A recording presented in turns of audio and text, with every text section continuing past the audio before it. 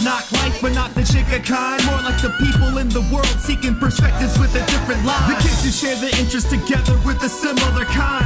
When they said John Glover for Spider-Man, they didn't mind. The activists, directors, comments and the lectures. Fanboys, professional artists and professors. Maybe a nerd who's just like you. Welcome to episode 025, Hard Knock Life. We are back once again, and we are going to be doing a show tonight previewing the upcoming fall TV season. We're not going to talk about all the shows coming out because that's dumb. We're going to talk about the nerd shows that are coming out and coming back. There are a bunch of comic book and superhero themed television shows coming to broadcast, coming to Netflix, coming to cable, coming to the PlayStation of all places. So we're going to talk about that tonight. And I've got two guests that are as excited for all of the genre shows coming to TV this fall as I am, and we'll go ahead and get started. My first guest is a returning champion. She's been on Hard Knock Life more times than you can imagine. You can find her on Twitter at BlazienBitch. She also reps We Nerd Hard and the Twib Network. It's Angela Reed. Welcome back to Hard Knock Life. What up? Thank you. It's nice to see you back. You love your TV, and there's a bunch of stuff coming back to the TV this fall. What are you most excited for on your screen? I'm so ashamed to say this out loud, but Sleepy Hollow. I really got into that show. I've made everybody I know and love watch it, and I can't wait. There's no shame in Sleepy Hollow. That was one of the breakout shows from last season. I know that when we did this, we actually did a similar show last year when Nerds of Color first launched in 2013. We did a Hard Knock Life about last year's upcoming shows, and we all had jokes for Sleepy Hollow back in August of 2013. Who knew? As we should have. I actually only started watching the show because I took a Virgin Atlantic flight from LA to New York, and it was the free show, so I watched it in a loop, the first two episodes. So I was like, I gotta find out where they're going with this. So that worked. If you trap people in a little tube and force them to watch your TV show, they will get hooked on it. No, I mean, Sleepy Hollow, that had quite the Twitter following as well, and Nicole Bahari was probably one of the best characters on television last season, so who played what's her name, Abby. So I think that's a great choice, and you're not the only one excited for Sleepy Hollow's return next week. Yeah, I know. It's really, I would think, being trapped on a plane and then being addicted to Tumblr, it's the first time I've been part of, like, a fandom on Tumblr. Right. So, yeah. Well, no, and Orlando Jones, I think he knows how to use Tumblr, too. I follow him on Tumblr, and he is, like, the Tumblr god. Like, I love him.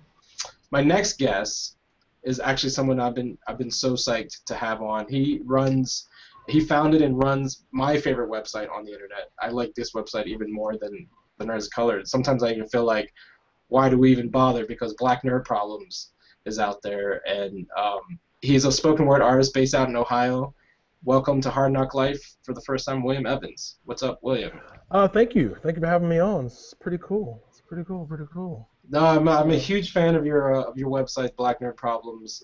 You can find them at blacknerdproblems.com, and William is on Twitter at William Evans Writes, and you are as psyched for the fall season as we are. Is there a particular show that tickles your fancy, or that has you the most excited for the new shows? I think the most excited is probably The Flash, because I don't know. I think that it has potential to be. I think it has potential to be better than Arrow. I think Arrow. I enjoy Arrow. Pretty much on the surface of it, I enjoy Arrow, but I'm also like a TV snob, so I like things like acting. But with The Flash, I think inherently it is going to be a more interesting show because Barry Allen is more interesting than Oliver McQueen, right? And so you actually have this leading person with more personality, and you know, me and the Black Nerds crew, we always joke about with Arrow how basically most of their villains are just taken from Batman's rogues gallery. Right. And you know, the Flash has his own contained universe that doesn't need to borrow from anything else. It feels self-contained without having to kind of, you know, cherry pick from the rest of the DCU. And I think it looks cool. I was really concerned about how they would show Speed on TV as far as effects.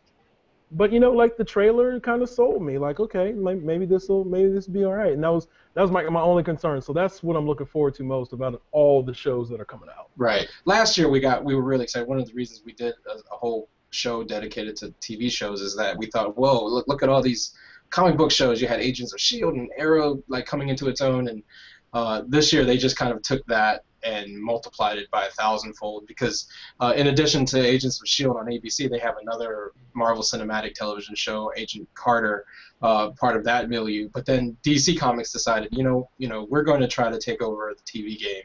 And in addition to Arrow, they spun off Flash, as William mentioned. But they're also bringing Constantine later this fall in October on NBC. The CW is doing an adaptation about Zombie.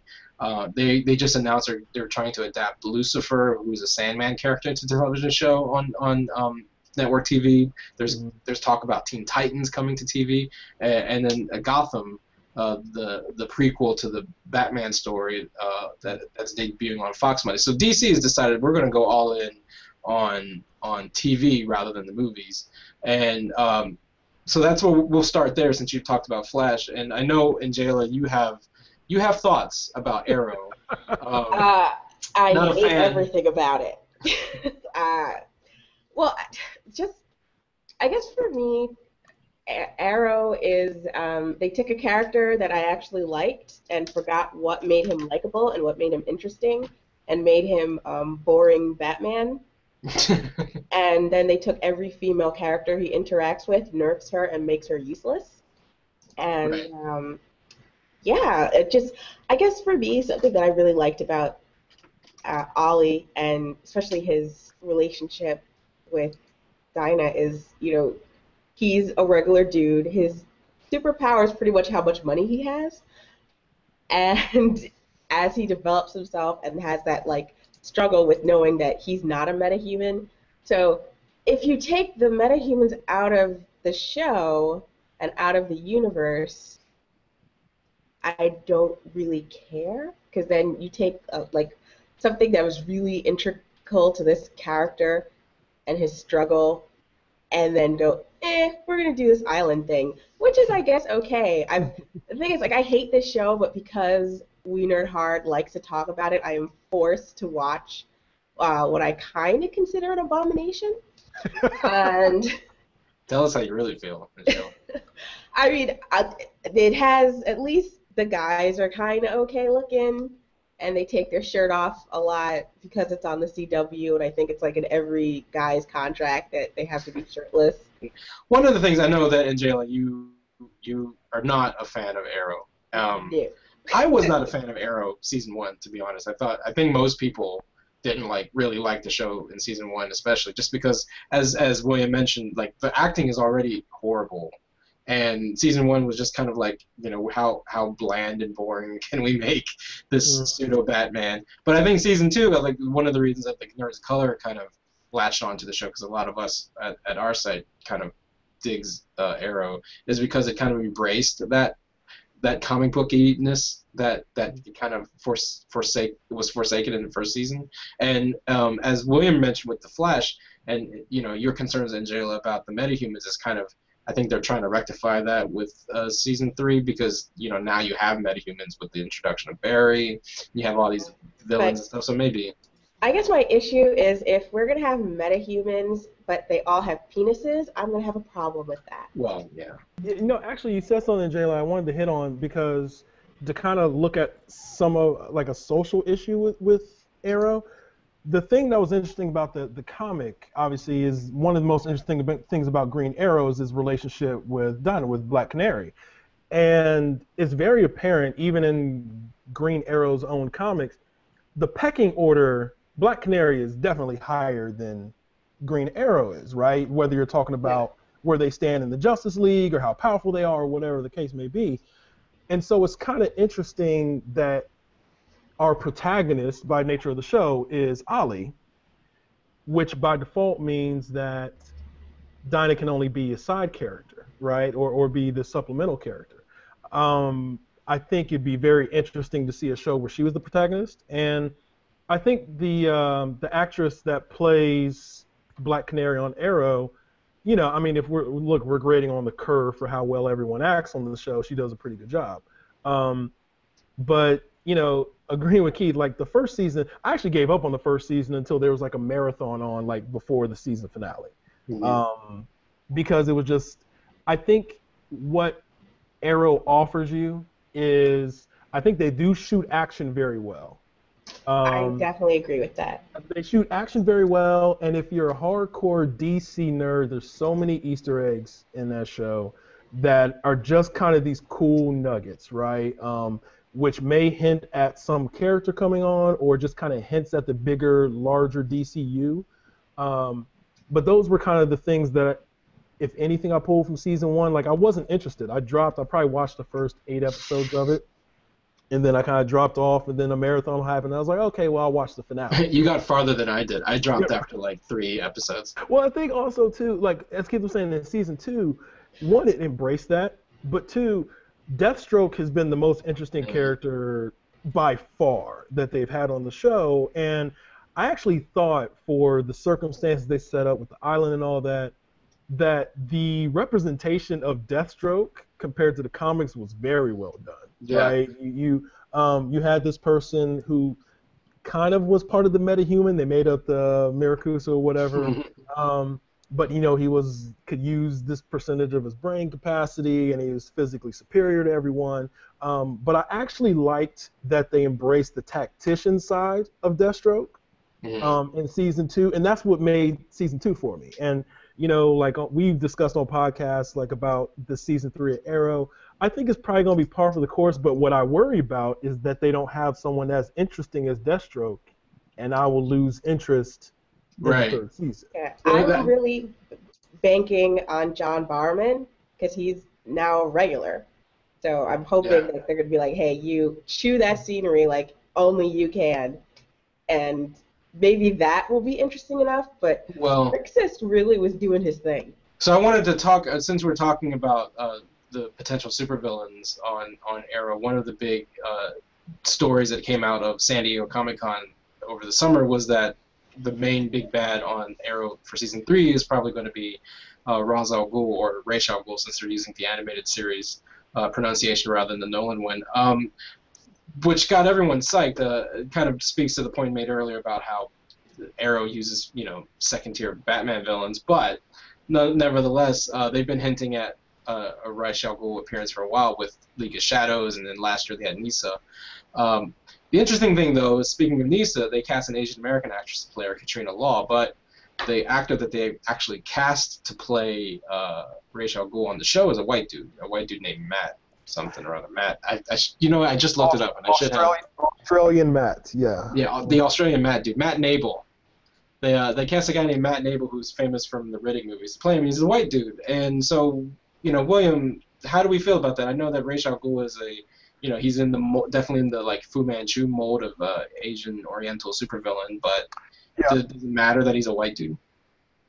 Yeah, it matters. Like there's a real opportunity to try to diversify this a little bit, you know. And like I said, I think there's an episode in season 2 of Arrow where Ollie's convincing Felicity that she needs to take on this persona, you know, pretty much, and you know, Diggle's like, well, hey, don't get mad. I'm the black driver, you know, like that's my alias. And so it's kind of this wink to it, but it's the reality. There's very little diversity on the show.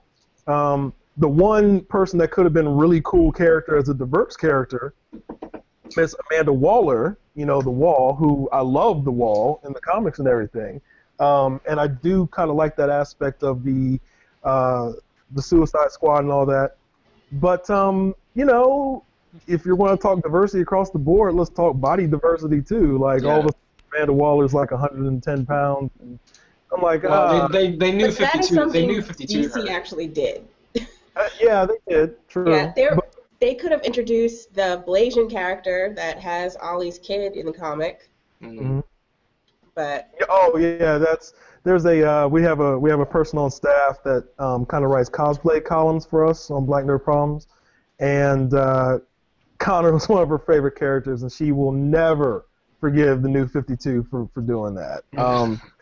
But I think it's a big missed opportunity. It's so weird that The Flash is on CW as well, and I think there's going to be a lot of CW type production quality to The Flash, just like Arrow. But they did make this very concerted effort in their initial casting to diversify that cast quite a bit. You know, Keith, I think you've alluded to it, and we'll see if that ends up being the case if it sticks. But they have taken characters that were traditionally white in the Flash comic, these very big, important characters, and have cast them as people of color. So it's very interesting to have a show that is spinning off of Arrow, trying to make this effort to diversify, and yet Arrow is very vanilla. Yeah. Very vanilla. Well, what Will is make a reference to is the fact that on The Flash, the two of the main casts for the upcoming series is Candace Patton, who's playing Iris West, and Jesse L. Martin, who's playing her father, Detective West. And as he alluded to, that they're both African American actors, but they are definitely not African American characters in the show, in the comics. And it actually kind of hints at the fact that Wally West will be an African American character, so which I think DC Comics kind of stole the thunder when they introduced their. They already did that, yeah. So, I mean, and you know, that's still kind of cool. Like even though they've already introduced that in the comic, that's still kind of a cool aspect to it. Just because we need more of that. We need more of that. And if they can do it on The Flash, and The Flash could be a very successful show, and however you grade success, I guess, by viewers or how long it stays on, I do think that's a nice little feather in the cap and something that could kind of move that a little bit forward in terms of future castings and whatnot. So. I just hope they don't have any kind of like the tragic mixed person storyline. I'm so sick of seeing that in comic books. So sick of it. I'd be very surprised if they did that on a CW show, but like I don't know if they're that brave to even brace that. On CW, I think they're more thinking, how can we get this character to take their shirt off? But hopefully they treat it correctly. It's one of the things that what the Flash represents as far as its connection to the Arrow show is that it definitely is a shared universe. I mean, it's a spin-off from Arrow. Stephen Amell is going to cameo, I think, in the pilot of The Flash, and they're definitely going to be within that same shared universe, and that's an approach that DC doesn't usually do. One of the things that separates the DC live-action properties from the Marvel live-action properties is that Marvel ties everything together. If it's on big screen, if it's in a TV show, if it's on Netflix, if it's a live-action property, it's going to be in the same universe, whereas DC takes an opposite approach. Christopher Nolan was very adamant about separating the Dark Knight trilogy from anything that came before or will come after, even though I've made the case on Nerds of Color. Man of Steel and Dark Knight are very much within that same kind of like real-world milieu. I don't know why they had to separate, but that's neither here nor there. But DC has just decided to take the opposite approach, even though Flash and Arrow share a universe. As I mentioned earlier in the introduction, there's going to be like 4 other DC shows on TV this year, and none of them operate in the same space, and none of them are going to operate in the space of the Batman versus Superman movie that's coming. So that's a different approach, and one of the shows that I think probably the most hyped show, we talked about viewership. CW, like they pop champagne bottles when they get 3 million viewers. If you got 3 million viewers on a real network, you would be canceled. Right. Everyone's got their hopes set for this Monday's debut of Gotham on Fox, and they're thinking it's going to be a huge show for them. I don't think anyone here has actually seen footage from the pilot itself, other than what they've already released. But I'm a huge Batman fan, and you can probably see the Alex Ross art on my wall. I'm not excited for Gotham. Am I weird being a Batman fan? I share that 100%. For me, it's kind of like characters you like before they were interesting. Watch it, maybe? No, like I don't care. Like you could put all the Jada Pinkett Smith in there. It's still not grabbing me. I'm going to watch the premiere because it's out of, like, nerd obligation and it will be on Hulu, but I don't care. And nothing, like, they announced it, and I was like, wow, I really don't care about this. I saw, like, the cast, still don't care about this. Right. I just don't care. I think now when it was originally announced, I was kind of psyched up about it because it was originally announced as this is Jim Gordon's story. Yeah. Right? And it was about just, before there was any casting or anything really official besides the fact that it was going to come to Fox, it was going to be Jim Gordon's story before Batman. And so it could have adopted a lot of different things from there. But then once we got the news that a young Bruce Wayne would be on the show, it's kind of when everything kind of started to roll downhill. And it became obvious that this wasn't going to be, while he's supposed to be the chief protagonist, this isn't going to be Jim Gordon's story. This is going to be how many cameos, how many villains can we fit in there? That's actually one of my biggest problems. Why are there so many villains introduced into this first season? It is They shouldn't overload. be there yet. Like, really, No. the backup characters. There's actually things I'm like that would interest me. Like, it would interest me to see Selena Kyle as this hustler, grifter, whatever on the street. That could be cool. I hate that they made her physically look like a cat. That really bothers me. I thought they cast her because they went back in time and stole like a 13-year-old Michelle Pfeiffer. That's what I thought. Pretty much. The Ivy Pepper thing is so weird. Like they were like, we're not going to change Edward Nygma's name. We're not going to change Oswald Cobblepot because those are realistic. But Pamela Isley, no one's going to believe that name. I have no interest in it. I think it's going to be pretty bad. And I already have, like, I'm definitely a TV snob, so getting me to watch, like, network drama is a pretty big ask anyway. You'll give the pilot a shot, right? Yeah. On the website, we're going to recap it until it's, like, not bearable anymore. So we're going to watch it. We'll probably live tweet it.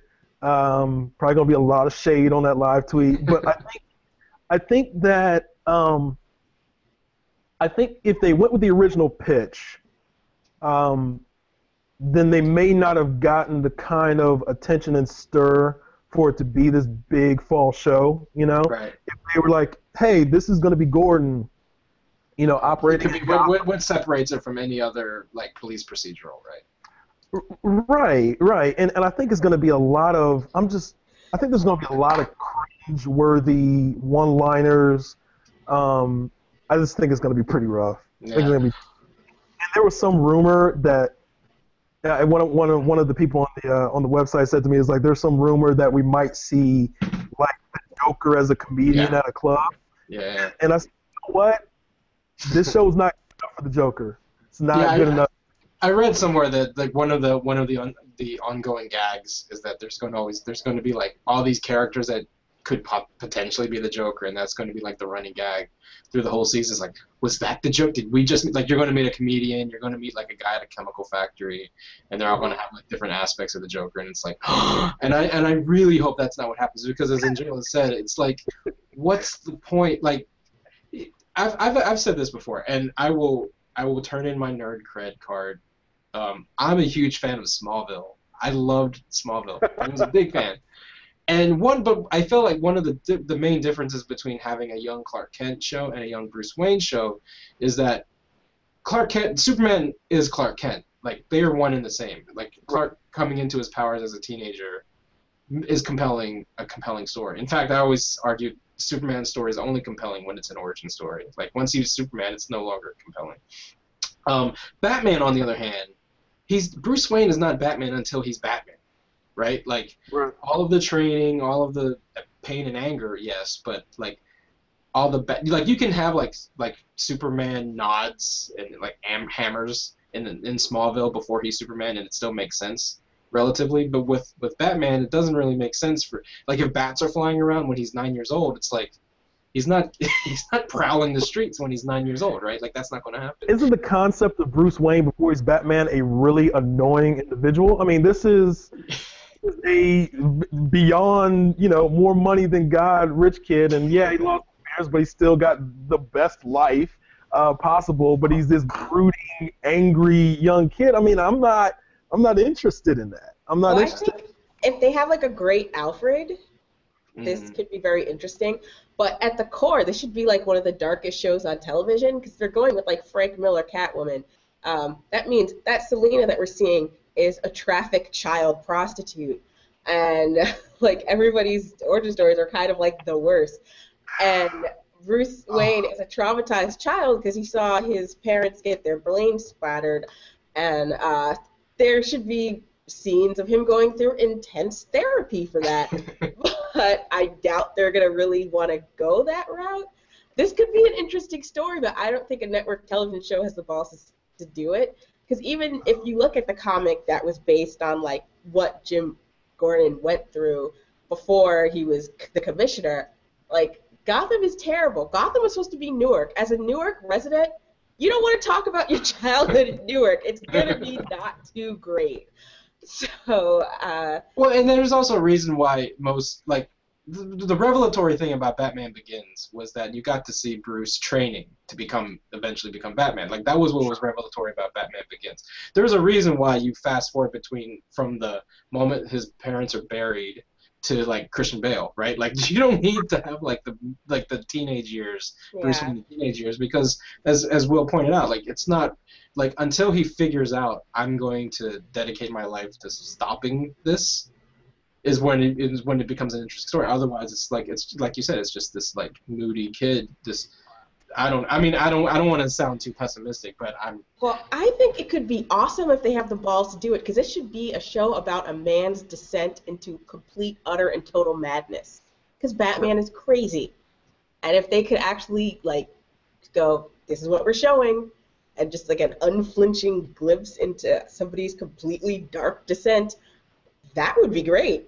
I don't think you could do it on network television with a child as a cast, but maybe. Well, and that's the other thing that I don't understand with the way they cast the show too, is that like, okay, so Batman or Bruce is 9 years old, but then everyone else in the supporting cast, that means when he's actually Batman, all like the supervillains are like geriatric, right? Like, so Batman is beating down like an 80-year-old penguin, you know what I mean? It's like, why is the age gap so big? Even because the other thing is that they cast like the Gotham City Police Force is going to be like Crispus Allen, Renee Montoya, Harvey Bullock. Like these guys are detectives when Batman's 9 years old, and they're still detectives when he's Batman. It's like there's no upward mobility. Batman is supposed to be like 33 or 34 years old. So it's not supposed to be a vicious bunch. Yeah, no, it's like nobody gets promotions in the GCPD. They're just going to be detectives. No, none of that. You made a good point about like if we had a good Alfred, that could be a good bridge. You see all the people on the show. There's no way Alfred's getting any kind of screen time, right? Like this is going to be really, really because I've heard he's only in the pilot like for like 1 or 2 scenes. That makes no sense. I totally believe it because they've got so many people to get on screen, and and there's the little things too. Like, okay, and I watched Southland, so I am quote unquote familiar with Ben Mackenzie's work.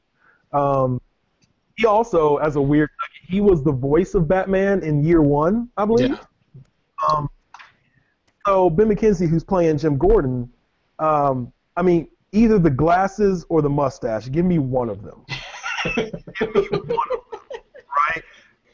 Preferably the mustache. If he needs glasses as he gets older, I'm totally fine with that. No, I made this joke that like they're gonna do with him with the mustache what they did with Tom Welling with the suit. It's like the show's gonna go 10 years before he grows the and then like the very last scene of the very last episode, it's not Bruce putting on the bat suit, it's Jim Gordon growing the mustache. Do you think that it makes sense though for DC to take this multifaceted approach to their properties? Because as I said, other than Arrow and Flash, Gotham lives in its own universe on Fox. Constantine, which is coming out, is going to live in its own universe on NBC. iZombie, which is going to be on CW but not tied into the rest of the other DC shows. And like I said, there's talk about doing a Lucifer show. There's talk about doing a Teen Titans show, and none of these are going to be connected to each other or the movies, which is the opposite of Marvel. Two shows, one show returning and one show premiering on ABC in a couple weeks is Agents of S.H.I.E.L.D. and Agent Carter, which takes the opposite approach. These are directly tied into the Marvel Cinematic Universe. Agents of S.H.I.E.L.D., to its detriment and to its benefit, I would say, the last probably 4 episodes of Agents of S.H.I.E.L.D. were actually okay, whereas the first 19 episodes were horrible, but they were only okay because of Winter Soldier. Agents of S.H.I.E.L.D. Agents of S.H.I.E.L.D. was damage control in a world where superhumans exist and made the world the way it is, but we don't get to see them, right? And it's just this weird paradox, and I get that things changed after the Winter Soldier, but I watched a couple episodes. I was bored to tears of that show. Yeah, I didn't say it was good. It was just better. It wasn't good. It definitely got better, and it kind of made me, because it's tying in with Agent Carter, it makes me a little more interested. Are you excited for Agent Carter? I know that. I'm excited, even though I hated the first Captain America movie. That was my favorite Marvel movie before Winter Soldier came out. Yeah, I didn't like it. Well, I didn't like it, and it's such a pretentious reason why I don't like it. I don't like it because it's a movie, and they're trying to examine propaganda and what does that mean. But in doing that, they are making their own form of propaganda because they're not mentioning that the United States Armed Forces at this time were hella racist. So you have all these people that would have to drink from different fountains, but we're not going to talk about that. And I don't know. I guess I just kind of felt like I thought Marvel grew the balls to actually come out and say that, but they didn't. So I'm kind of fingers crossed that they're going to be a cute little reeler for Agent Carter, because they're going to have the Howling Commandos on Agent Carter. So that's cool. So I'm looking forward to that. Even though I didn't particularly enjoy the first Captain America movie, but so I liked it, and I liked the character of Agent Carter. I like the fact that they didn't make her, they didn't Frank militarize her. Right. Go ahead. No, I think automatically, as soon as Agent Carter's on TV, that you have, playing Peggy Carter, I think she automatically becomes the best actor in that show or Agents of S.H.I.E.L.D., and I think that makes a big difference, too. And so just having her as a protagonist, I'm actually very interested in it. I don't know. I'm hoping it doesn't feel too much like Agents of S.H.I.E.L.D. I hope it feels more like a singular story, like her story more than, and I know they're going to have some very cool characters on there, but I'm really interested to see her story as opposed to another team, how we deal with these things kind of thing. And it feels like there's more forward momentum, feels like there's more point with Agent Carter, because there's a certain time period, what they were trying to accomplish, and they're setting up S.H.I.E.L.D. as opposed to Agents of S.H.I.E.L.D. to me, which I never really know what the point is week to week in the show. Though I think Agents of S.H.I.E.L.D., if you like the S.H.I.E.L.D. comic, it was very, very much kept the same kind of pacing, and so I'm like, I don't know what people expected Agents of S.H.I.E.L.D. to be like. I think it pretty much delivered on my expectations.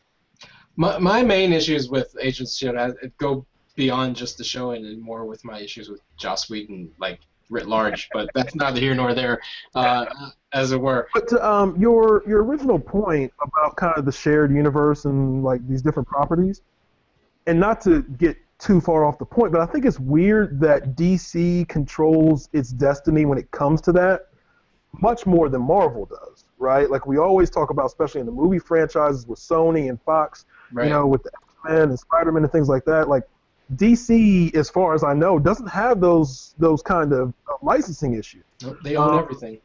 They own everything, and so maybe TV is a little more difficult to do it. You're dealing with a lot of other stations and that creative teams like that.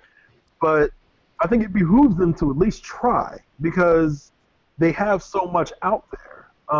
And the way that what's the joke about Samuel L. Jackson made that joke about, well, Marvel, we have good heroes, and DC has really compelling villains, right? And I think that like having a season long with a villain, like Arrow's like a good example of it. Like having one full season with a really good villain can do a lot for your show. Mm-hmm. And like these are the types of things that DC could tap into. I don't think it's the right call. I don't know how much control they feel they have over it. Something's on CW, something's on Fox, something's on NBC. But that's because but they did that on purpose too, right? Like Warner Brothers is creating all those shows, sure, but they just they gave it or they didn't give it, but NBC Universal bought the rights to show Constantine on their network. Right. Fox bought the rights to show.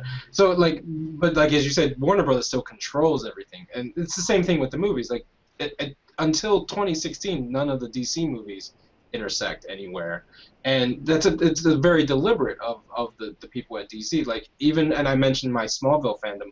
One of the things about what Smallville bumped into over the course of its life as a television series was coexisting when Batman Begins came out, coexisting with Superman Returns, and not being allowed to use certain characters because from the studio saying, oh, you can't have Bruce Wayne on the show because we're doing a whole Batman movie franchise. Oh, he can't wear the suit because we're doing a Superman movie franchise separate from your show. So there's all these weird, but you also have to tie your show into the old Christopher Reeve movies because there's a weird continuity that is invisible, but you can't actually. So it to me it's like a confused thing. Whereas I feel like at least with Marvel, even though they don't own all the rights to their all of their properties, they still have a shared vision. But I think the reason why DC has this kind of fractured look at it, I think just from a standpoint where they've had misses that cost them a lot of money, if Gotham fails, it's not a tentpole.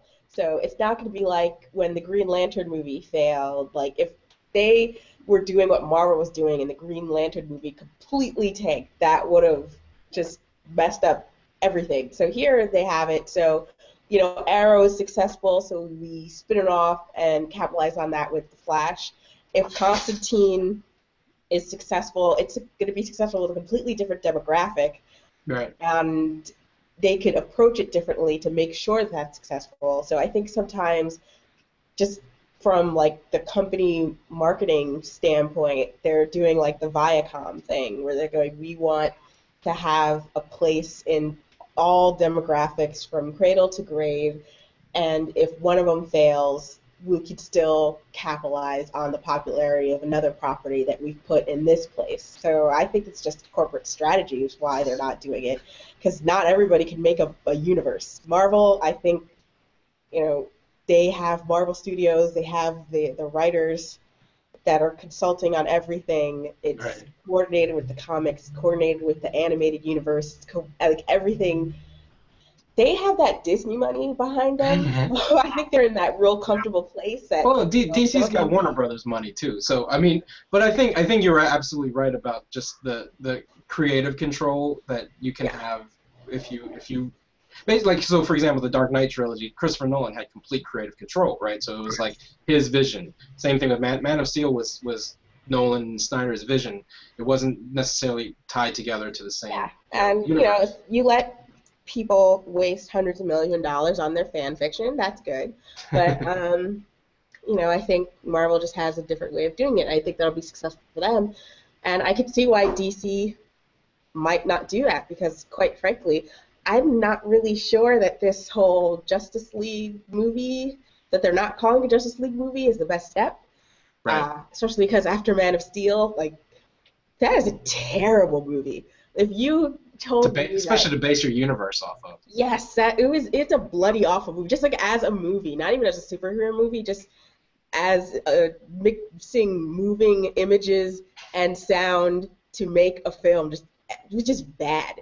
And I have no interest. So I think DC is smart, is going, you know what, we could have lost a lot of the hardcore people or a lot of even some of the casual viewers. We could have lost them on Man of Steel, but we could shovel garbage in their face. They're going to like it on the CW. Or, hey, maybe they want that gritty procedural monster of the week thing they might be doing with Constantine. so we could get them over here. So if we miss the opportunity here, maybe we'll get them over here. So. I mean, that's the irony too of like, you know, the Marvel movies versus the DC movies. Marvel approach to their movies is very much like a television approach, right? Mm-hmm. Like Kevin Feige is like the showrunner, and all the directors and screenwriters are just directors for hire, but everything is one person's vision. It's Kevin Feige, Marvel Studios, like vision of what the story is, and they tell one story and it's different episodes. Mm-hmm. Whereas like the DC approach to at least their television properties is like more of the auteur, let the director, let the creator kind of, you know, Bruno Heller for Gotham and Mark Guggenheim for the Arrow Flash shows. So it's definitely like irony there that they Marvel's movie studios are approaching their movie making like TV, and DC's TV people are approaching their shows like movies. So it's interesting. I think if they got like Bruce Timm and all the people that made the DC animated universe so great together and said, okay, you're going to do this, but with movies, I would be like, here's my money, because you have that trust with that creative group. Yeah, but I agree with that. They just don't have that. I don't understand why, if they're really doing a Titans show on TNT, that they don't just get the Young Justice people to do it, right? Like, I think they should just say, hey, we're gonna put Young Justice in primetime, which is what they should have done anyway. But you know, and all those vagina people are watching it, so they're gonna cancel the show because we're useless. Wouldn't the Titan show be one of the easier ones to link in with an already existing like CW show as well, too? You know, like if you were going to share a universe, wouldn't that be the more logical step? You know, with some of the characters from Flash and Arrow. Yeah, you would think. Yeah, I don't know. I feel like there's some real opportunities missed there, and I think Angelica's right. I think it's more just like a blitz attack. Like we're just gonna put as much stuff out there, many different channels or whatever as we can. We'll see what sticks.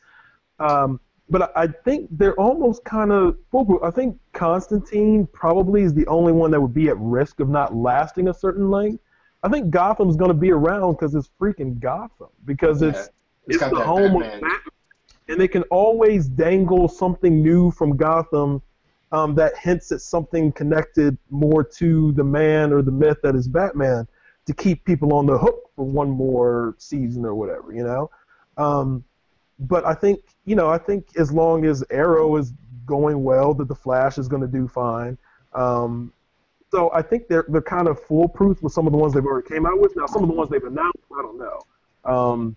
I think a Supergirl proposal has been out there. Yeah. I mean, some of those I'm interested to see just because I have no idea what their vision might be for it.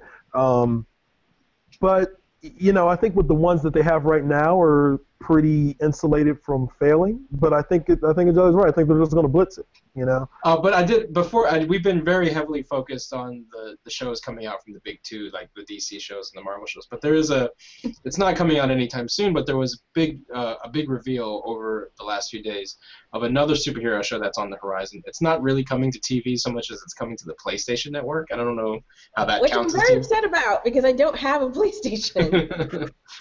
But it's an adaptation of the classic Brian Michael Bendis, Michael Avon Oeming comic Powers.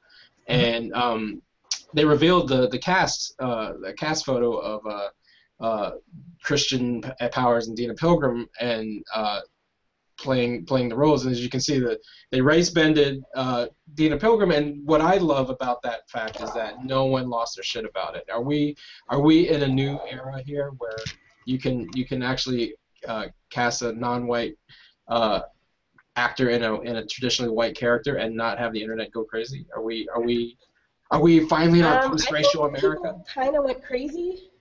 I think people went crazy, but I found this on Tumblr, and he nipped that shit in the bud like real quick. So I think once you go straight to the horse's mouth and he tells you to go fuck yourself, what are you gonna do? At that point, if you're not gonna watch it, don't watch it. So I'm happy that you had, the creator saying, "Oh no, this was kind of my idea, so shut up." I think sometimes too. I mean, to answer your question in short, no, we're not there yet. Because we'll never be there. Michael B. Jordan was not that long ago cast as torch. But I also think as fervent a fandom as there is for Powers, it still isn't, Fantastic Four. Right. I think while you might have a more diehard fandom of something like Powers, you still don't have as wide because I think what happens with and our best example is the Fantastic Four, because that went crazy when he got cast as that. Is that you have people that are not necessarily big fans or diehard fans of the Fantastic Four comic, but know of it and are kind of on the outside. And it's not necessarily, it's kind of them from the outside saying, why did they do that? And then the person from the inside answering, yeah, it's really stupid, and it just kind of gives them their platform. Right. And I think with a property like Powers that's not as huge as the Fantastic Four has been, it doesn't have as much of that casual questioning of it, But I think, we'll see. These things are going to continue to happen, right? Like, we're going to continue to get more casting on characters, and, every time it kind of goes out of the realm of what we think, we're going to get a good test, And I know, Keith, you and I have both wrote about, the whole Shazam phenomenon and what could have happened with that and how they got cast. I think it's really going to be a case-by-case basis, and I think, it's getting a little away from Powers, but I think also it is by actor, if you can cast, a really, really well-known, actor of color that people are comfortable with because they've seen them in a whole lot of things, then I don't think the impact is as big when they get cast for something that was not traditionally their race or ethnicity. I think it's when the people are like, well, who is that and why are they playing this person again? Then I think it gets a little louder. But I think it's going to be a case-by-case basis. I think this casting of Powers is really, really cool, and it makes me pay attention more. But, like on The Flash, is the reason why they can cast Iris West as black. I'm like, oh, that's really cool, but they're not casting Barry Allen as black, right? Right. So I think that has something to do with it, too. Yeah, well, I think we still deal with fans that are just racist. People would be racist. When I was sitting on that plane watching Sleepy Hollow, I was sitting next to two non-black people, and they were kind of complaining, like, oh, why they cast a black girl, and she's too pretty for the role, it's distracting, and I can't take this seriously. So, people are going to come in with their own bullshit hang-ups. But I think, like you're saying, they could have characters that aren't as well-known, I don't think the masses really are that familiar with Powers. Right. They don't have that emotional connection, because there are people who remember Fantastic Four from their childhood. That it's something that has always existed in our world if you're, under 50. So a lot of people kind of feel like, oh, well, you can't make Hemno black because Hemno is always white, or you can't, make Wonder Woman something else. They kind of feel like there's an ownership about those characters, and with Powers, that's just not the case.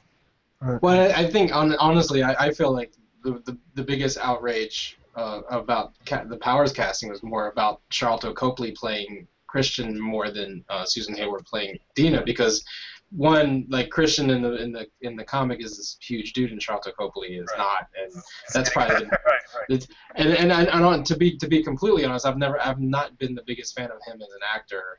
I didn't like District 9. I thought he wasn't great in Maleficent. So, other than that, I'm kind of excited for Powers too. But anyway, so I wanted to.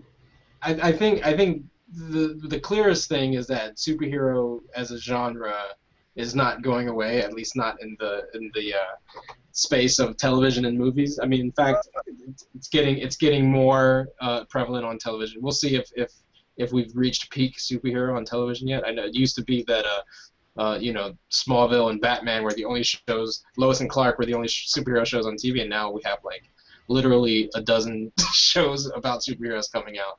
So we'll see where we are on that. I want to thank my guests tonight. First, Angela Rhee. You can find her on Twitter, as I said, at BlasianBitch. You can also hear her podcast, We Nerd Hard, and Twib After Dark. Find her all over the internet. Thank you for being on the show, Angela. Anytime. Also, thanks to Will Evans of Black Nerd Problems. Find him at blacknerdproblems.com, and Will Evans Writes on Twitter. And Black Nerd Problems is spelled differently on Twitter. Can you give me the spelling on Twitter? We got some character restrictions there, so it's BLKNRD problem. All right. Yep. Thank you for being on the show, Will. Thanks for having me. Thank you all for watching. I'll see you next time.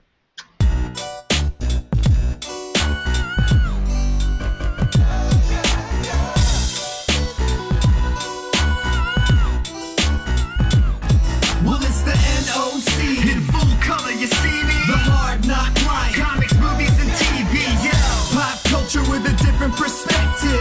Watch it on your screen, hit play, so check this. This is the hard knock life, but not the chica kind. More like the people in the world seeking perspectives with a different line. The kids who share their interests together with a similar kind. When they said John Glover for Spider-Man, they didn't mind. The activists, directors, comments, and the lectures. Fanboys, professional artists, and professors. Maybe a nerd who's just like you, talking about the things that you like too. So I invite you to the NO.